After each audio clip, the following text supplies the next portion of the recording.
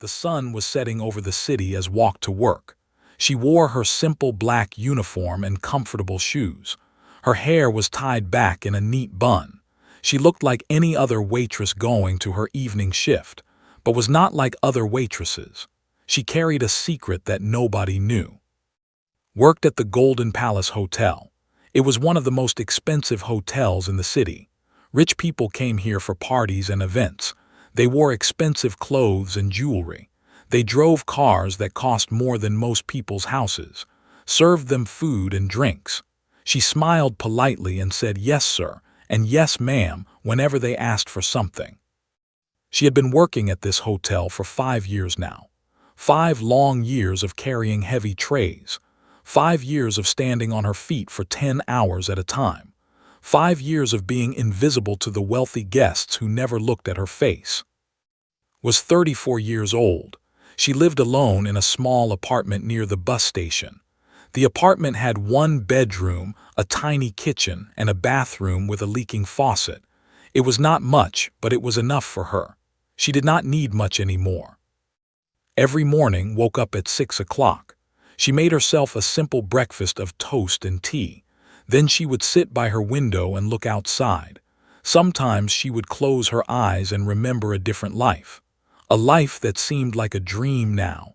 A life that ended 10 years ago. But she never talked about that life, not to anyone. Tonight was going to be a big night at the Golden Palace Hotel. A very important party was happening. The hotel manager, Mr., had called all the staff for a special meeting that morning. "Listen carefully, everyone," Mr. had said. He was a nervous man who sweated a lot when he was stressed. Tonight, he was sweating more than usual. "Tonight, we are hosting the annual charity gala of Mr. Vincent Drake." Everyone in the room became very quiet. They all knew who Vincent Drake was. Vincent Drake was one of the richest men in the country. He owned shopping malls, hotels, and office buildings in 20 different cities. Magazines said he was worth over $500 million. He was on television often, talking about business and success. He had written 3 books about how to become rich. But the staff at the Golden Palace Hotel knew something else about Vincent Drake. They knew he was not a nice man. Vincent Drake came to the hotel often. He always complained about something. The food was too cold.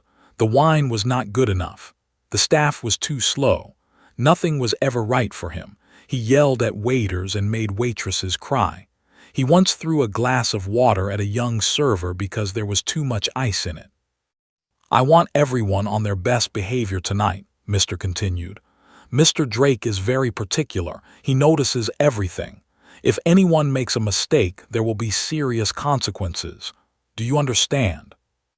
Everyone nodded. Nobody wanted to lose their job. Mr. said, looking at her, "You will be serving Mr. Drake's main table tonight. He specifically asked for experienced staff." Felt her stomach turn. She did not want to serve Vincent Drake. She had seen how he treated people, but she needed this job. She needed the money. "Yes, mister," she said quietly. "I understand." That evening, the Golden Palace Hotel was transformed. Thousands of flowers decorated every corner. Crystal chandeliers sparkled like diamonds. A red carpet led from the entrance to the main ballroom. Everything looked perfect. The guests started arriving at 7 o'clock. Women in beautiful gowns walked in with men in expensive suits. Diamonds and gold glittered everywhere. Laughter and champagne filled the air. Stood in the corner of the ballroom, waiting. She held a tray of champagne glasses. Her feet already hurt, but she did not show it. She had learned to hide her feelings a long time ago. Then Vincent Drake arrived. He walked in like he owned the world. He was a tall man in his 50s with silver hair and cold blue eyes. He wore a suit that probably cost more than made in a whole year. His wife, a thin woman with too much makeup, walked beside him. Behind them came their friends and business partners. Everyone in the room turned to look at him. People smiled and waved. They wanted him to notice them. They wanted to be his friend. Money had that power over people. Vincent Drake walked to his table at the center of the room. It was the best table, of course. Took a deep breath and walked over with her tray. "Good evening, sir," she said politely. "May I offer you some champagne?" Vincent Drake did not look at her. He was talking to the man next to him about a business deal. He simply waved his hand and placed a glass in front of him. "Make sure my glass is never empty," he said without looking up. "And do not interrupt me when I am speaking." "Yes, sir," said. She stepped back and stood near the wall, watching and waiting. This was her job, to be invisible, to serve, to not be noticed. But as she stood there, something caught her eye. In the corner of the ballroom there was a grand piano. It was a beautiful instrument, black and shining under the lights. Had noticed it when she first came into the room. She had tried not to look at it, but her eyes kept going back to it. The piano was like a magnet pulling her. It reminded her of things she had tried to forget. It reminded her of who she used to be. Quickly looked away. She could not think about that now. That part of her life was over. She was just a waitress now, nothing more. The party continued. Rich people talked about rich people things. They discussed their vacation homes and their expensive cars. They complained about their servants and their taxes. Moved around the table silently, filling glasses and clearing plates. Vincent Drake was telling a story about how he fired someone for making a small mistake. Everyone at the table laughed like it was the funniest thing they had ever heard. Did not think it was funny. She felt sorry for the person who lost their job. Around 9 o'clock, something happened that would change everything. Was carrying a tray of wine glasses to the table. She was being very careful, as she always was. But one of the guests suddenly pushed back his chair without looking. The chair hit his arm. The tray shook. One glass fell and spilled red wine on the white tablecloth. The whole table went silent. His heart stopped. She looked at the red stain spreading on the expensive cloth. Then she looked at Vincent Drake. He was staring at her with those cold blue eyes. His face was turning red with anger. "You stupid girl," he said slowly. His voice was quiet but dangerous. "Do you know how much this tablecloth costs? Do you know how much this party costs? And you come here and make a mess like a clumsy child." "I am so sorry, sir," said quickly. Her hands were shaking. "The chair hit me and I lost my balance. I will clean it up right away." "Sorry," Vincent Drake laughed. It was not a nice laugh. "Sorry does not fix anything. People like you are always sorry. Sorry for being poor. Sorry for being useless. Sorry for existing." The other guests looked uncomfortable but said nothing. Nobody stood up for. Nobody told Vincent Drake that he was being cruel. They were all too scared of him. Felt tears burning in her eyes, but she did not let them fall. She had faced worse things in her life. Much worse. She would not cry in front of this man. "I will get a new tablecloth, sir," she said, keeping her voice steady. She turned to walk away, but Vincent Drake's next words stopped her cold. "Wait," he said. There was a strange smile on his face now, a smile that made feel afraid. "I just had a wonderful idea." He looked at the grand piano in the corner. Then he looked back at. His smile grew wider. Did not know it yet, but her life was about to change forever. Vincent Drake stood up from his chair. The whole room became quiet. When a man like Vincent Drake stood up, people paid attention. He was used to being the center of everything. He enjoyed it. "Ladies and," he said loudly. His voice carried across the ballroom. "I hope everyone is having a wonderful evening." People clapped and raised their glasses. They smiled at him like he was a king. "As you know, tonight is about charity," Vincent Drake continued. "We are here to help those less fortunate than us. We are here to give back to the community." He paused and looked around the room. "But I think we also deserve some entertainment, do you not agree?" More clapping, more smiling faces. Stood frozen near the table. She still held the empty tray in her hands. Something bad was about to happen. She could feel it in her bones. "I had arranged for a famous pianist to play for us tonight," Vincent Drake said. but she canceled at the last minute. Very unprofessional. So now we have this beautiful piano sitting here with no one to play it. He turned and looked directly at. That cruel smile was still on his face. But then I thought, why not give someone a chance? Someone who does not usually get opportunities like this. Someone from a more simple background. His blood went cold. No, he could not mean her. Please, no. Our waitress here, Vincent Drake said, pointing at.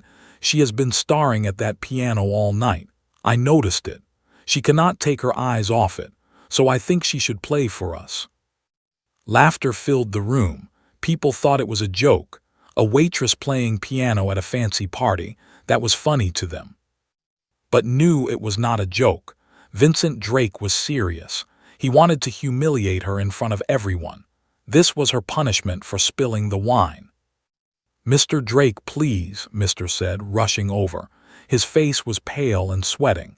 She is just a waitress. She probably does not know how to play. This is not a good idea. Nonsense, Vincent Drake said. Everyone should get a chance to shine. Is that not what charity is about? Giving chances to the less fortunate. More laughter from the crowd. They were enjoying this. It was entertainment for them. They did not care that was a real person with real feelings. Come on, girl, Vincent Drake said to. Go sit at the piano. Show us what you can do, unless you are too scared. His legs felt like they were made of stone. She could not move. Her heart was beating so fast she thought it might explode. I cannot play, sir, she said. Her voice was barely a whisper. Cannot or will not? Vincent Drake asked. Because if you refuse, I will make sure you never work in this city again. I know everyone. One phone call from me and you will be unemployable. Is that what you want? Looked at Mr. He looked back at her with sad eyes, but he did not help. He was too afraid of Vincent Drake. Everyone was. Go on, Vincent Drake said. I am waiting. Everyone is waiting. Slowly put down her tray. Her hands were trembling. She started walking toward the piano. Each step felt like she was walking to her death. The guests watched her with amused expressions. Some were recording on their phones. They wanted to capture her embarrassment forever. Vincent Drake's wife, a woman named, whispered to her friend, "This is going to be so embarrassing. That poor girl probably does not even know where to put her hands." Her friend giggled. Vincent is so cruel sometimes, but you have to admit it is entertaining. Reached the piano. She stood there for a moment looking at it. The piano it was worth more than $300,000. She knew this because she recognized the model. She recognized everything about it. The piano was beautiful. The black surface was polished like a mirror. The keys were made of real ivory, white and perfect. Had not touched a piano in 10 years. 10 long, painful years. She sat down on the bench slowly. The leather seat was soft and comfortable. She placed her fingers on the keys. They felt cool under her touch. Familiar, like meeting an old friend after many years apart. The room was completely silent now. Everyone was watching. Everyone was waiting for her to fail. Vincent Drake stood near his table, champagne glass in hand. He was smiling widely. He expected to play a few wrong notes and then run away crying. He expected everyone to laugh at her. He expected to feel powerful. But Vincent Drake did not know secret. Nobody in that room did. Closed her eyes. For a moment she was not in the ballroom anymore. She was in a different place, a concert hall filled with thousands of people. She was wearing a beautiful blue dress, not a waitress uniform. People were clapping and cheering for her. A little girl was sitting in the front row, waving at her. Her daughter, her beautiful daughter. That memory was from another lifetime, before the accident, before she lost everything that mattered to her. Opened her eyes, she looked at Vincent Drake. He was still smiling that cruel smile. He had no idea who she really was. He saw only a poor waitress, someone to look down on, someone to laugh at. Maybe it was time to remind herself who she used to be. Took a deep breath. She positioned her hands on the keys properly. Years of training came back to her body like it had never left. Muscle memory, they called it. The body never forgets. She began to play. The first note filled the room. It was soft and gentle, like a drop of rain on a quiet pond. Then came another note and another. The notes joined together and became a melody. The melody grew stronger and more beautiful with each passing second. Was playing Chopin. It was one of the most difficult pieces ever written for piano. Only the best pianists in the world could play it. It required years of training and practice. It required talent that most people were not born with. The room went completely still. The laughter died. The smiles disappeared. People stared at with their mouths open. They could not believe what they were hearing. Vincent Drake's champagne glass slowly lowered. The cruel smile on his face melted away. His eyes went wide with shock. This was impossible. A waitress could not play like this. Nobody could play like this. This was the kind of playing you heard at famous concert halls, not at charity parties from a server.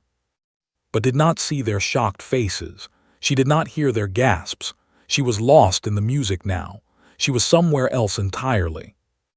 The music poured out of her like water from a broken dam. 10 years of silence, 10 years of pain, 10 years of hiding who she was. All of it came out through her fingers. The piano sang under her touch. It came alive like it had been sleeping and she had woken it up. Some guests had tears in their eyes. They did not know why they were crying. The music was just that beautiful. It touched something deep inside them, something they did not even know was there. Vincent Drake's wife put her hand over her heart. "Oh my God," she whispered, "this is the most beautiful thing I have ever heard." Her friend could not speak. She just nodded, tears running down her face. Played for 5 minutes without stopping. When she finally played the last note, there was silence. Complete, absolute silence. Nobody moved, nobody breathed. Then the room exploded. People jumped to their feet. They clapped and cheered and shouted. It was the loudest applause the Golden Palace Hotel had ever heard. Some people were crying openly now. Others were shaking their heads in disbelief. Sat at the piano, her hands still on the keys. She was breathing hard. Her whole body was shaking. She had not played in so long. She had forgotten how it felt. She had forgotten how the music could take over her completely. She looked up and saw Vincent Drake's face. He was not smiling anymore. He was not laughing. He looked like someone had slapped him, hard. The tables had turned. The hunter had become the hunted, and Vincent Drake had no idea what was coming next. The applause continued for a long time. People would not stop clapping. Some were standing on their chairs to see better. Others were pushing forward, trying to get closer to the piano. Everyone wanted to know who this mysterious waitress was. Sat very still on the piano bench. Her heart was pounding in her chest. She had not meant to play so well. She had not meant to show everyone what she could do. But once she started, she could not stop. The music had taken control of her. Now everyone was looking at her differently. Before, she was invisible, just another servant in a black uniform. Now she was something else entirely, something unexpected. An old man in an expensive gray suit was pushing through the crowd. He was moving faster than someone his age should move. His face was pale and his eyes were wide with shock. He looked like he had seen a ghost. excuse me," he said, pushing past other guests. "Let me through, please." The old man's name was Dr. Robert Hayes. He was 82 years old and had been a music professor at the best university in the country for 50 years. He had taught hundreds of students. He had heard thousands of pianists play. He knew talent when he saw it. And he knew this woman. Dr. Hayes finally reached the piano. He stood there, staring at with tears in his old eyes. His hands were shaking. "It cannot be," he whispered. Looked up at him. She recognized him immediately. Of course she did. Dr. Hayes had been one of the judges at her very first piano competition. She was only 12 years old then. He had given her the highest score. Dr. Hayes, she said quietly, it has been a long time. The old man's tears started falling freely now. He did not try to hide them. My dear girl, he said, we all thought, we heard that you had, after the accident. I did not die, said simply. I just stopped living for a while. The room was buzzing with confusion now. People were whispering to each other. Who was? What accident? What was happening? Vincent Drake pushed forward. His face was red, but not from anger this time. He was embarrassed. He was confused. Nothing was going the way he had planned. What is going on here? He demanded. Who is this woman? Someone explain this to me right now. Dr. Hayes turned to face Vincent Drake. The old man's eyes were hard now. The tears had dried up, replaced by something else, something like anger. You do not know who she is, Dr. Hayes asked. His voice was cold. You just humiliated her in front of all these people, and you do not even know who she is. She is a waitress, Vincent Drake said, but his voice was not so confident anymore. She works at this hotel. She spilled wine on my tablecloth. A waitress, Dr. Hayes repeated. He laughed, but it was not a happy laugh. This waitress, as you call her, she was the greatest pianist of her generation, maybe the greatest pianist in the last 50 years. Gasps filled the room. People started pulling out their phones, searching for the name. Within seconds, they found what they were looking for. Oh my God, someone said.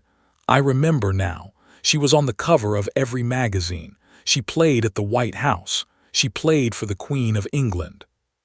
She won the international Chopin competition when she was only 19, another person added. That is the most important piano competition in the world. She was the youngest winner in history.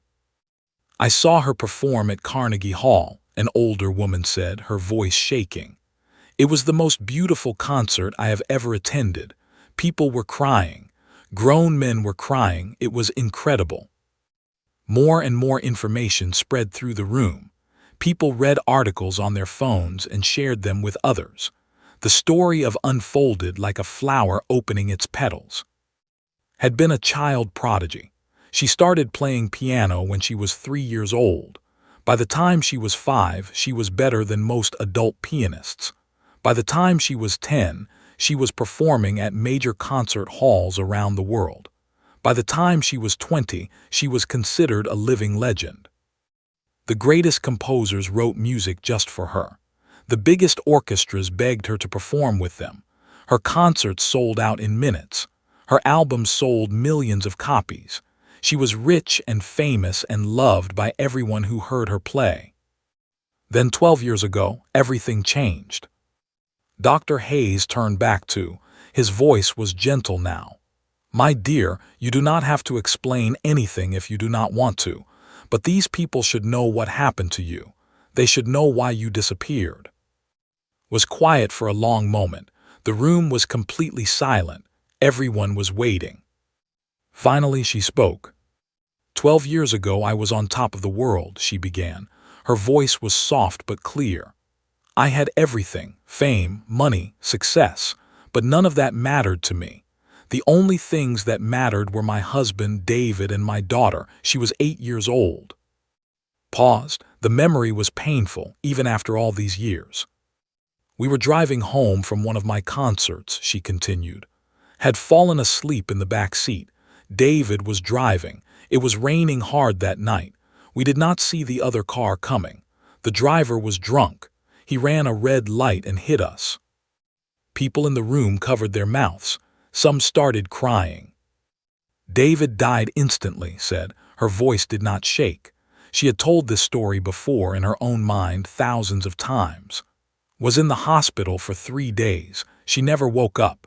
She was only 8 years old, my beautiful little girl. She loved to watch me play piano. She used to sit in the front row at every concert and wave at me. The room was completely silent now. Not even the sound of breathing could be heard. After they were gone, I could not play anymore, said. Every time I touched a piano, I saw's face. I heard her laughing. I remembered how she would climb onto my lap and ask me to teach her. The music that once made me happy became the source of my greatest pain. She looked down at the piano keys. They were blurry through her tears now. So I stopped. I sold everything, my houses, my cars, my jewelry. I gave away most of the money to charities that help children. Then I disappeared. I moved to this city where nobody knew me. I got a job as a waitress. I became invisible. That was what I wanted, to be invisible, to forget who I used to be. She looked up at Vincent Drake. He was standing there with his mouth open. He looked like he wanted the ground to swallow him up. For 10 years I did not touch a piano, said. Not once. But tonight when you tried to humiliate me, something changed. When I sat down at this piano, I heard my daughter's voice in my head. She said, "Play for me, Mommy. Play for me one more time." So I did. Tears were streaming down his face now, but she was smiling. For the first time in 10 years, she was really smiling. "Thank you, Mr. Drake," she said. "You thought you were punishing me, but you actually gave me a gift. You gave me my music back." The room was still silent. Then slowly people started clapping again, but this time it was different. This time the applause was filled with respect and love and understanding. People were not just clapping for her piano skills. They were clapping for her strength, for her courage, for surviving the worst thing that can happen to a person. Everyone was clapping. Everyone except Vincent Drake. He stood alone in the middle of the room, surrounded by people who were looking at him with disgust.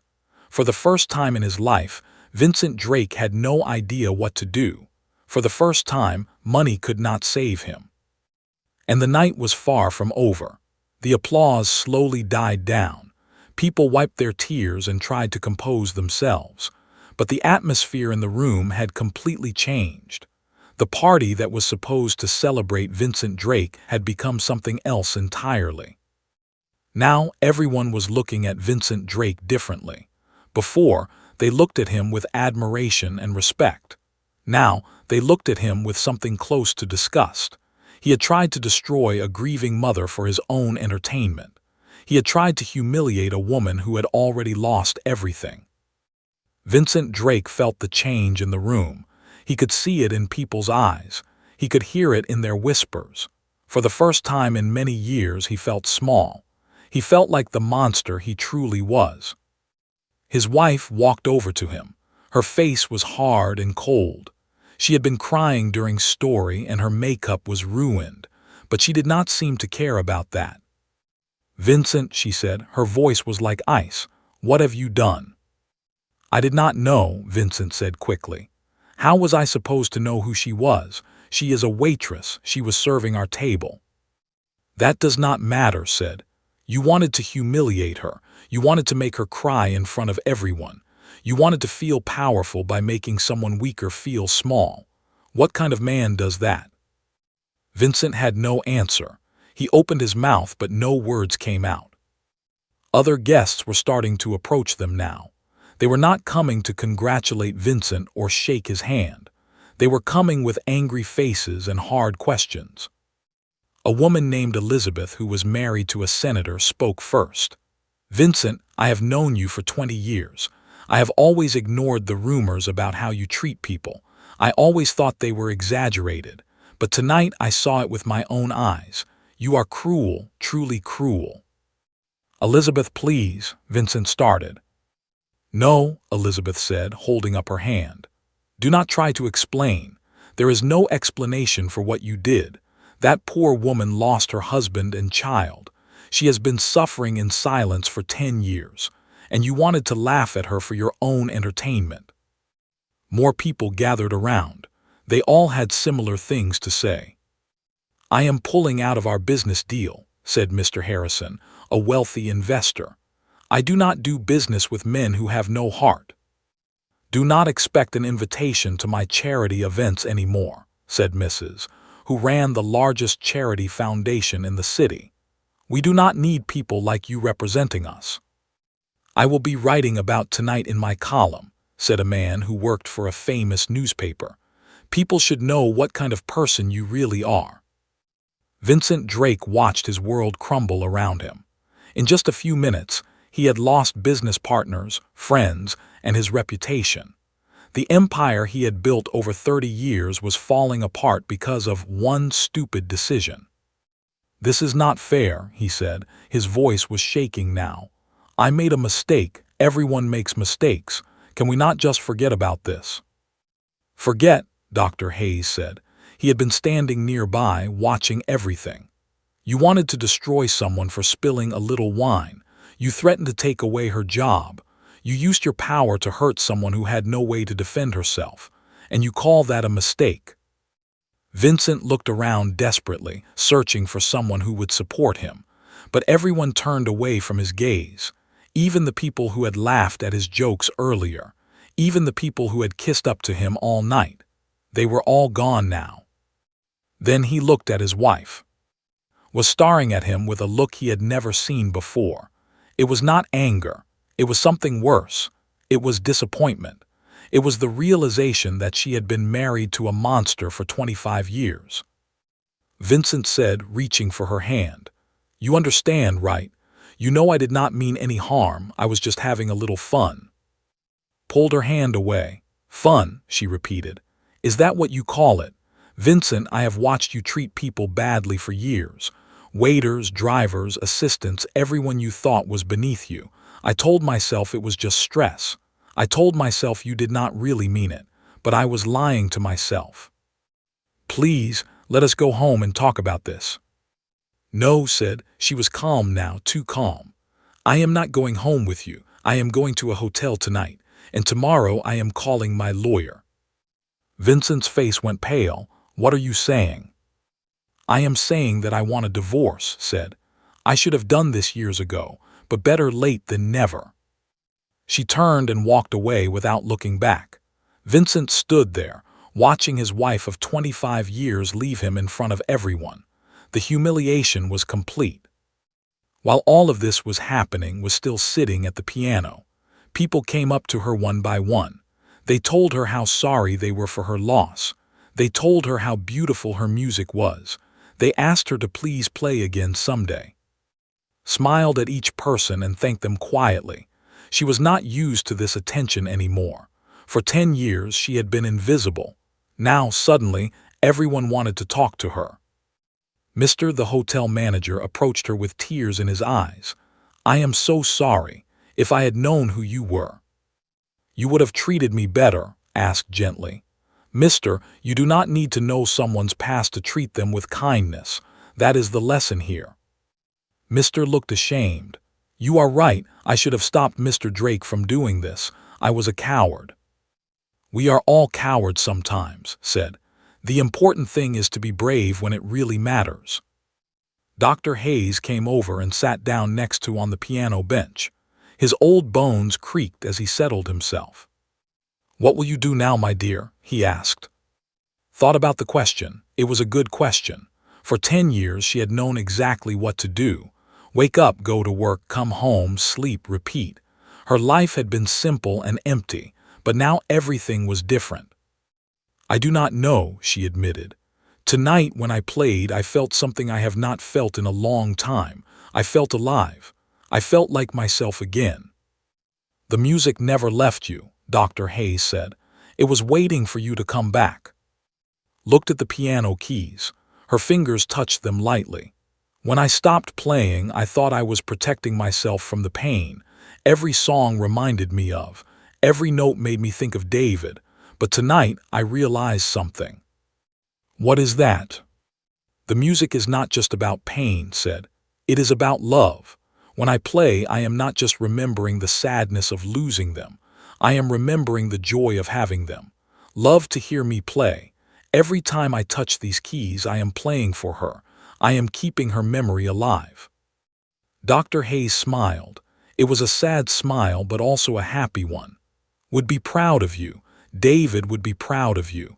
You survived something that destroys most people, and now you are finding your way back to the light." His eyes filled with tears again, but these were different tears. These were tears of healing. "Dr. Hayes, I have a favor to ask," she said. "Anything, my dear." "Will you help me? I want to play again. Really play, I mean. Concerts, performances, all of it, but I do not know if I can do it alone. I have been away from that world for so long. Dr. Hayes took her hand in his wrinkled old hands. "It would be my honor," he said. "The music world has been waiting for you to return, and now, finally, you are ready." In the background, Vincent Drake was leaving the party. He walked out alone, head down, past the people who used to admire him. Nobody said goodbye. Nobody even looked at him. The night that was supposed to be his triumph had become his downfall, and it was only the beginning. The next morning woke up in her small apartment. For a moment, she thought last night was just a dream. A strange, impossible dream. But then she saw her phone on the bedside table. It was buzzing nonstop with messages and notifications. She picked it up and looked at the screen. There were over 500 messages. Her phone number had somehow gotten out. People from her past, people she had not spoken to in 10 years, were reaching out to her. But that was not the most surprising thing. Opened her web browser and searched her name. The first thing that came up was a video. It had been uploaded just 6 hours ago, and it already had over 2 million views. The title of the video was "Cruel Millionaire Tries to Humiliate Waitress. What happens next will make you cry." Someone at the party had recorded everything on their phone. The video showed Vincent Drake making walk to the piano. It showed the cruel smile on his face. It showed the guests laughing and waiting for it to fail. Then it showed playing. And then it showed the revelation of who she really was. The comments under the video were overwhelming. "This made me cry so hard. That poor woman. She lost everything and still found the strength to play. Vincent Drake is a monster. I hope he loses everything. I remember she was my favorite pianist. I am so happy she is playing again. This is the most beautiful piano playing I have ever heard. Those notes carried so much pain and love at the same time." Someone start a petition to ban Vincent Drake from all social events. He does not deserve to be around normal human beings. The video was spreading everywhere. News websites were picking it up. Television channels were talking about it. By noon, and Vincent Drake were the two most searched names on the internet. Put down her phone. She did not know how to feel. For 10 years she had worked so hard to be invisible. Now, suddenly, the whole world was looking at her again. There was a knock on her door. Got up slowly and opened it. It was Dr. Hayes. He was standing there with a big smile on his old face, holding a newspaper. "Have you seen this?" he asked, holding up the paper. The front page showed a picture of at the piano. The headline read, "Piano Legend Returns After 10 Years of Silence." "Let him in and close the door. I have seen some of it. The video is everywhere." "Not just the video," Dr. Hayes said. "Everyone is talking about you. The music world is in shock. Nobody expected you to come back, but now that you have, everyone wants to hear you play." He sat down on his old couch. It made a squeaking sound under his weight. "I have received over 50 calls this morning," Dr. Hayes continued. "Concert halls, orchestras, television shows, they all want you. One concert hall in Vienna offered you $1 million to perform there. $1 million for one concert." Sat down across from him. Her head was spinning. This was all happening too fast. "I do not know if I am ready for all of this," she said. "Last night was different. I was not planning to play. It just happened. But a real concert with audiences and expectations. I do not know if I can do that." Dr. Hayes nodded understandingly. "No one is asking you to decide today. Take your time. The world has waited 10 years for you. They can wait a little longer." Meanwhile, across the city, Vincent Drake was having a very different morning. He was sitting in his big mansion alone, had left last night and had not come back. She was staying at a hotel and was not answering his calls. His lawyers had already received divorce papers. But that was not the worst of it. Vincent's phone had been ringing all morning, but these were not friendly calls. These were calls from angry business partners and disappointed investors. The video from last night was everywhere, and everyone was furious. His bank called to say that they were reviewing his loans. 3 of his biggest tenants said they were breaking their leases. A television channel canceled an interview that was supposed to promote his new book. The book publisher called to say they were putting the book on hold indefinitely. In just one night, Vincent Drake had gone from being one of the most respected businessmen in the country to being one of the most hated. The internet had turned against him completely. People were calling for boycotts of his businesses. Protesters were gathering outside his office building. Vincent sat in his big leather chair and stared at the wall. The walls of his mansion were covered with awards and pictures of him shaking hands with famous people. Just yesterday, he was proud of these things. Today, they seemed hollow and meaningless. His phone buzzed again. It was a message from his assistant. "Sir, the investors from the Tokyo deal called. They are pulling out. They said they cannot be associated with someone who treats people this way. I am sorry." Vincent threw his phone against the wall. It shattered into pieces. The Tokyo deal was worth $200 million. It was supposed to be the biggest deal of his career. And now it was gone. Everything was gone. Back at his apartment, she and Dr. Hayes were looking through old photo albums. Dr. Hayes had brought them from his house. They were photos from concerts, from competitions, from award ceremonies. "Look at this one," Dr. Hayes said, pointing to a photo. "This was the night you won the Chopin competition.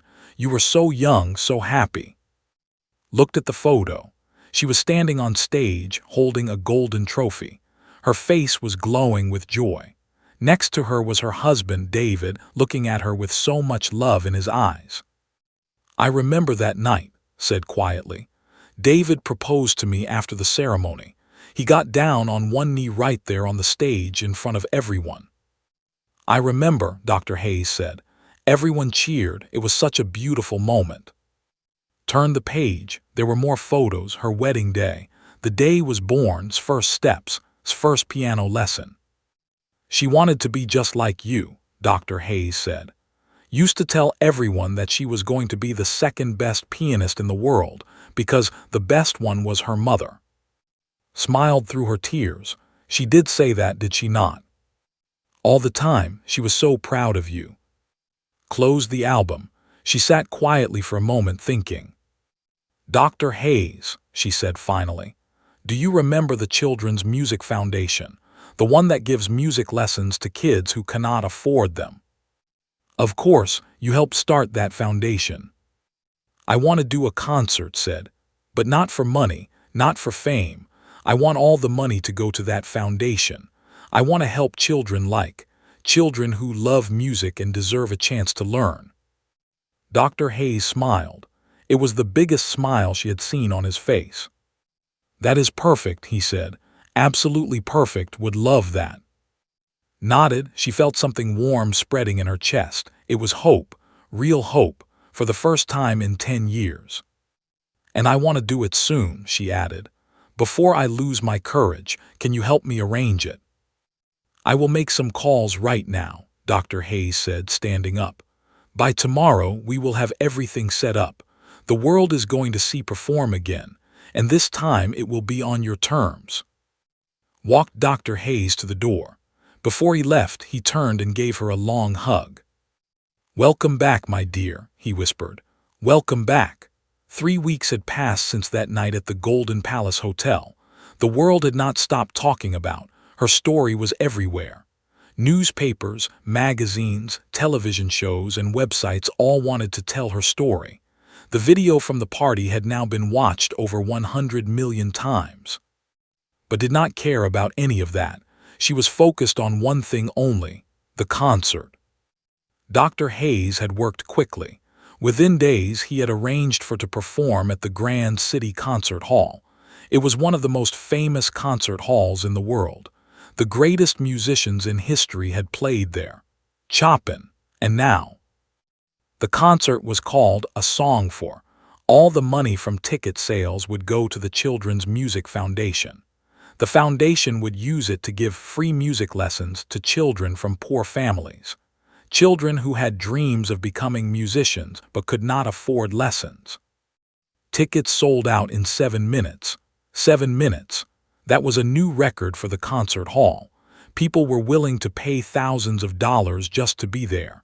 Some came from other countries, flying across oceans just to hear play. But was nervous, very nervous. She had not performed in public in 10 years. Playing at the hotel party was one thing.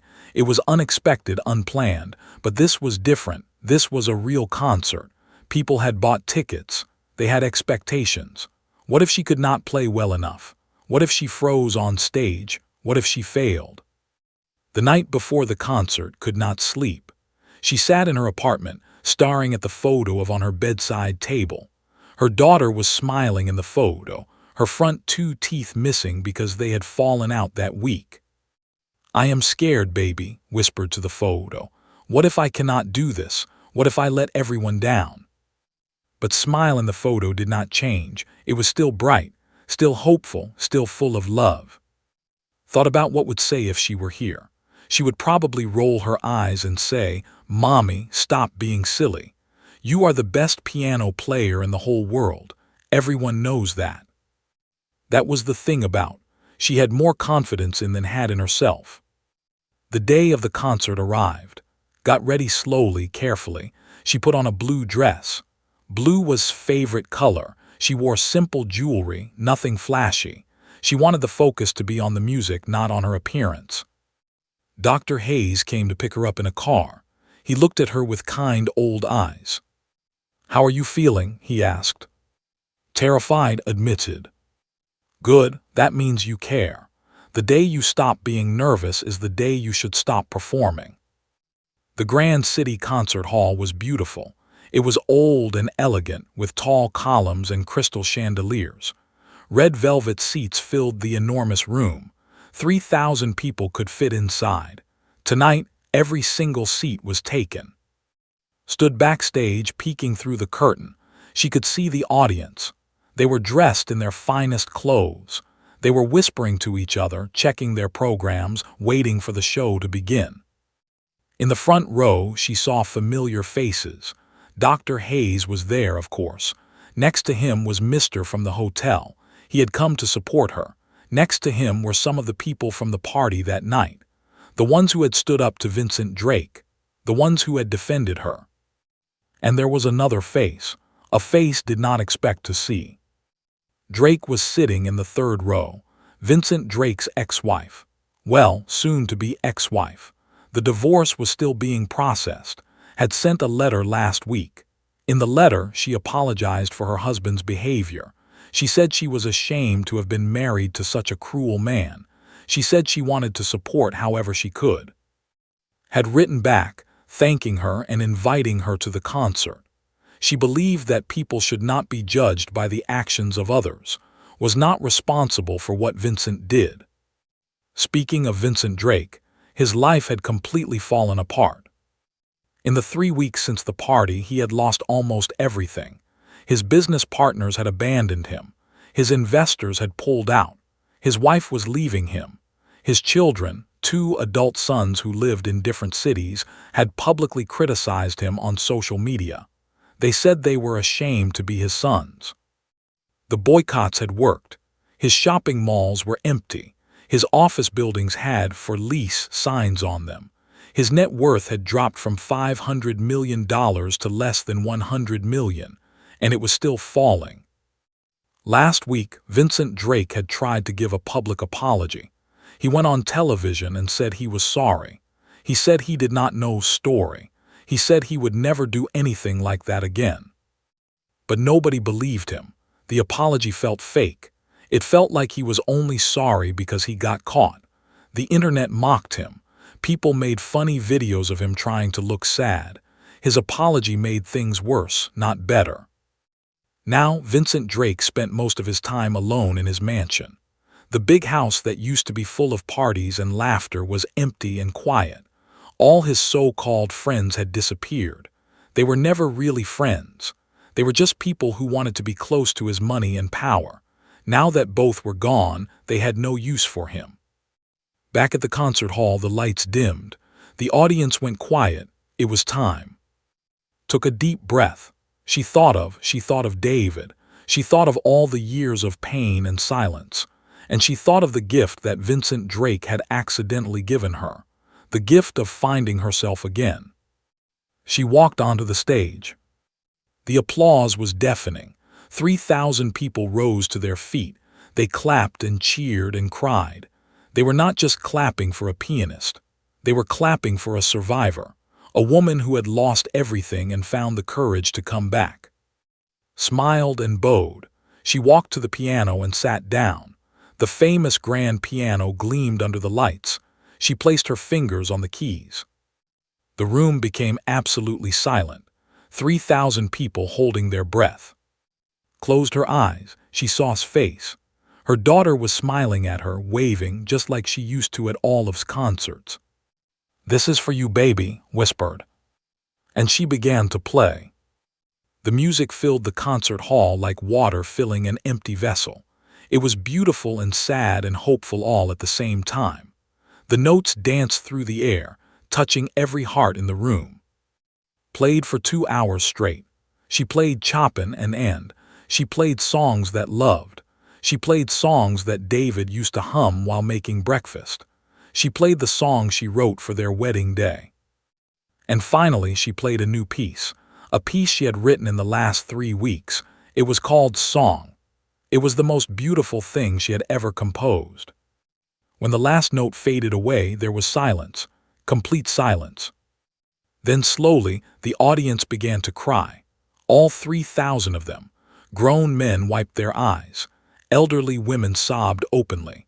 Young people who had never experienced such beauty before felt something change inside them forever. The applause that followed was the loudest the Grand City Concert Hall had ever heard. It went on for 20 minutes. Stood on stage, tears streaming down her face as waves of love washed over her from the audience. She had done it. She had come back, and she had never felt more alive. The concert was a massive success, not just in terms of music, but in terms of what it accomplished. The tickets, donations, and sponsorships raised over $5 million for the Children's Music Foundation. That money would give free music lessons to over 10,000 children in the next 5 years. Woke up the next morning feeling different, lighter somehow. The weight that she had been carrying for 10 years had not disappeared completely. It never would, but it was smaller now, more manageable. For the first time in a decade, looked forward to the future. The phone calls kept coming, offers from everywhere. Concert halls in Paris, London, Tokyo, Sydney. Record companies wanted her to make new albums. Television shows wanted to tell her story. Movie producers wanted to make a film about her life. Said no to most of them. She was not interested in becoming a celebrity again. That was not why she had returned to music. But she did say yes to one thing. A small music school in the poor part of the city had reached out to her. They could not afford to pay their piano teacher anymore. They were going to have to close the music program. 43 children would lose their lessons. Went to visit the school. It was in an old building with cracked walls and broken windows. The piano in the corner was old and out of tune, but when she walked into the classroom, she saw something that made her heart stop. The children were sitting in a circle waiting for her. They had made welcome signs with colored paper and crayons. "Welcome," one sign said. "We love music," said another. A little girl in the front row stood up. She was about 8 years old, the same age had been. She had big brown eyes and her hair was in 2 braids. "Are you really?" the little girl asked. "The piano lady from the video. My mommy cried when she watched it." Knelt down to look at the girl eye to eye. "Yes, that is me. What is your name?" "My name is Lily. I want to be a piano player when I grow up. Can you teach me?" Felt tears forming in her eyes. She looked at Lily and saw. She saw all the children in the world who had dreams but no opportunities. She saw her own childhood when she fell in love with piano for the first time. Yes, Lily said, I will teach you, I will teach all of you. And that was what she did. Became a volunteer piano teacher at the school. She went there 3 times a week. She taught the children how to read music, how to position their fingers, how to feel the rhythm. She was patient and kind, just like her own teacher had been with her many years ago. The children loved her. They worked hard to impress her. They practiced their scales until their fingers hurt. They wanted to make her proud. One day, after a lesson, little Lily stayed behind. She tugged on sleeve. Miss, can I tell you something? Of course, sweetheart, what is it? Lily looked down at her shoes. I know about your daughter, my mommy told me. She said was in heaven now. His breath caught in her throat. She had not talked about with the children. She did not want to make them sad. Yes, said softly, is in heaven.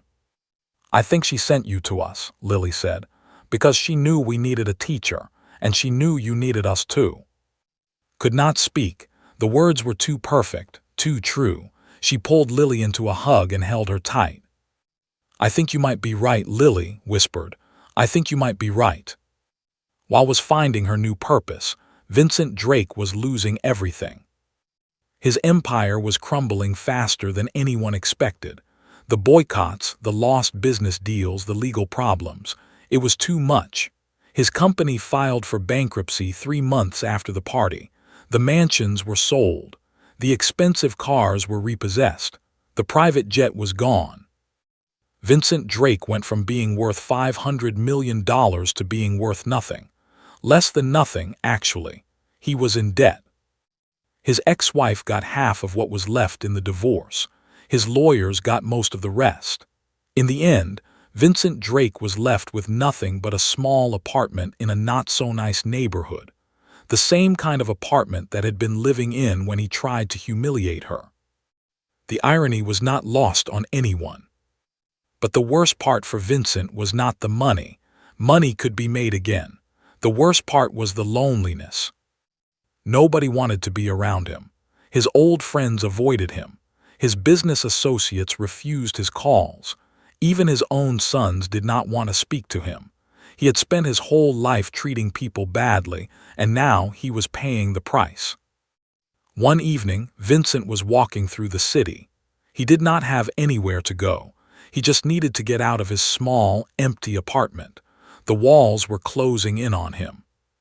He walked past a music school. Through the window, he could see children sitting at pianos, practicing their scales. A woman was walking around the room, helping them, correcting their posture, encouraging them. Vincent stopped. He recognized the woman it was. She looked different now, not tired and worn out like when she was a waitress. She was glowing, smiling, happy. Vincent watched her for a long time. He saw how the children looked at her with love and admiration. He saw how she laughed when a little boy played a wrong note. He saw her kneel down to help a shy girl who was struggling. And in that moment, Vincent Drake understood something. Something he had never understood before. Had nothing. No mansion, no private jet, no expensive clothes. She was working for free at a small school for poor children, but she was happy, truly, deeply happy. She had purpose. She had love. She had meaning. Vincent had everything, or he used to. He had more money than he could spend in 100 lifetimes, but he was never happy. Not really. He always needed more. More money, more power, more respect. And now that it was all gone, he realized something terrible. He had wasted his life. He had spent decades chasing things that did not matter. He had stepped on people to get to the top. He had been cruel and selfish and mean. And for what? For a big house that was now someone else's. For friends who disappeared when he needed them. Vincent felt something wet on his face. He touched his cheek. He was crying. Vincent Drake, the man who never showed weakness, was crying on a public street. He looked through the window one more time, was hugging a little girl with braids. Both of them were laughing. That could have been his life. He could have been kind. He could have helped people instead of hurting them. He could have found real meaning instead of chasing empty success. But it was too late now. He was 72 years old. His health was failing. His reputation was destroyed. He had maybe 10 or 15 years left, and he would spend them alone. Vincent Drake turned away from the window and walked into the darkness. He never bothered again. 5 years had passed since that night at the Golden Palace Hotel. 5 years since Vincent Drake tried to humiliate a waitress and ended up changing her life forever. 5 years since returned to the world of music. So much had changed. Was no longer living in that tiny apartment near the bus station. She had moved to a comfortable house near the music school where she taught. It was not a big house, nothing fancy, but it had a beautiful garden where she could sit in the mornings and drink her tea, and it had a room where she kept her piano. She still played every day, sometimes for hours, sometimes just for a few minutes. The piano was no longer a source of pain, it was a source of healing. Every time she touched the keys, she felt connected to David, and they were gone, but they were not really gone. They lived on in the music. Had become famous again, but in a different way. She was not famous for being a piano star anymore. She was famous for being a teacher and a helper. Newspapers wrote about her work with poor children. Television shows featured her music school. Donations poured in from all over the world. The little school that was about to close now had 3 locations in the city. Over 300 children attended classes every week. They learned piano, violin, guitar, flute, and singing. Many of them were talented. Some of them would become professional musicians one day. But did not care about creating stars. She cared about giving children joy. Music had saved her life. She wanted it to save other lives too. Little Lily, the girl who had told that sent her to them, was now 13 years old. She was one of the best piano students had ever taught. She was going to compete in a national competition next month. Had no doubt that she would win. Dr. Hayes was still around too. He was 87 now, and his health was not so good anymore. He used a wheelchair most of the time, but he never missed one of his concerts. He sat in the front row at every performance, smiling proudly, clapping harder than anyone else. Performed about 4 times a year now. She did not want to do more than that. Each concert was a benefit for a charity, children's hospitals, homeless shelters, programs for families who lost loved ones. She never kept any money for herself. Drake, Vincent's ex-wife, had become one of his closest friends. After the divorce, had changed her life completely. She sold all her expensive jewelry and used the money to start a foundation that helped victims of bullying. She said that watching Vincent bully people for years had made her hate bullying more than anything. Came to visit every week. They would sit in the garden, drink tea, and talk for hours. Never talked about Vincent. That part of her life was over. She was a different person now. Speaking of Vincent Drake, he had died 2 years ago, a heart attack. He was alone in his small apartment when it happened. Nobody found his body for 3 days. When the news reported his death, there were no tributes, no kind words. The articles just mentioned how he had fallen from grace after trying to humiliate a waitress. Felt no happiness when she heard about his death. She felt no anger either. She had forgiven Vincent Drake a long time ago. Not for his sake, but for her own. Carrying anger was too heavy. It took too much energy. She had better things to do with her life. One spring morning received a letter. It was from the Golden Palace Hotel. They were renovating the ballroom where everything had happened 5 years ago. They wanted to dedicate a small corner of the room too. A brass plaque on the wall, a photo of her and her story, so that people would remember. Went to the hotel for the dedication ceremony. Mr. was still the manager. He had gray hair now, but he was still the same nervous man who sweated when he was stressed. He said, shaking her hand, "Thank you for coming, this means so much to us." Looked around the ballroom. It looked different now, more modern but still elegant. The grand piano was still in the corner, the same piano she had played that night. The ceremony was simple and nice. A few speeches, some applause, the unveiling of the plaque. said a few words about forgiveness and second chances, about how the worst night of your life can sometimes lead to the best chapter. After the ceremony, walked to the piano. She sat down on the bench just like she had done 5 years ago, but everything was different now. She was not afraid anymore. She was not in pain anymore. She was at peace. She placed her fingers on the keys and started to play. She played Song, the piece she had written for her daughter. The beautiful melody filled the ballroom. People stopped talking. Some started crying. Even after hearing it many times, the song still touched their hearts. When she finished, sat quietly for a moment. She looked at the piano keys and smiled. "Thank you," she whispered. "Thank you, David, for watching over me, for giving me strength, for helping me find my way back." She closed her eyes and felt something warm wrap around her. It felt like a hug from her husband and daughter. They were there in that moment, invisible but present. She was sure of it. Left the hotel that evening feeling complete. She had come full circle, from famous pianist to grieving widow to invisible waitress to teacher to healer. Every step of the journey had been necessary. Every moment of pain had led to something beautiful. She went home and sat in her garden as the sun set. The sky turned orange and pink and purple. Birds sang their evening songs.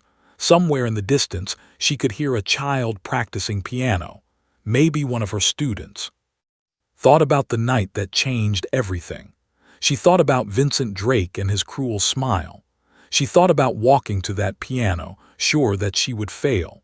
She thought about playing and feeling alive for the first time in years. If Vincent Drake had not tried to humiliate her, none of this would have happened. She would still be serving tables, hiding from herself, running from her gift. In a strange way, his cruelty was the best thing that ever happened to her.